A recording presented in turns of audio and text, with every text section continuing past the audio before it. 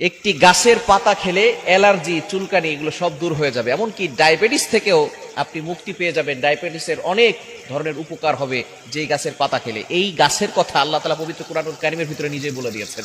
নবীজি সাল্লাল্লাহু আলাইহি সাল্লাম হাদিসের ভিতরে বলে দিয়েছেন, লম্বা হাদিসের ভিতরে এসেছে আল্লাহ পাক রব্বুল আলামিন নিজেই গাছের কথা বলে দিয়েছেন। কুরআনুল কারীমের ভিতরে এসেছে, আইন্দা সিদরাতিল মুনতাহা আইন্দাহা জান্নাতুল মাওয়া। আইন্দা সিদরাতিল মুনতাহা, এটা হচ্ছে সিদরাতুল মুনতাহা, অর্থাৎ একেবারে শেষ প্রান্ত। 7 আসমানের পর একটা জায়গা আছে, যে জায়গার নাম হচ্ছে সিদরাতুল মুনতাহা। সেখানে একটা গাছ আছে, সেই গাছের নাম হচ্ছে বড়ই গাছ। গাছের নামটা কি? বড়ই গাছ।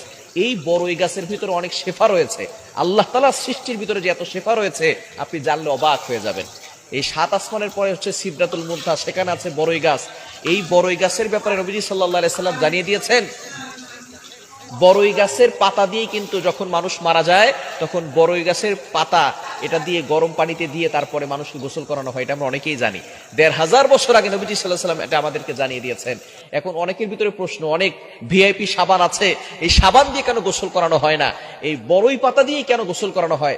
1500 বছর আগে নবীজি সাল্লাল্লাহু আলাইহি সাল্লাম এই বড়ই পাতা দিয়ে, বড়ই গাছের যেই পাতা রয়েছে সেই পাতা দিয়ে গোসল করাতে কেন বলেছেন?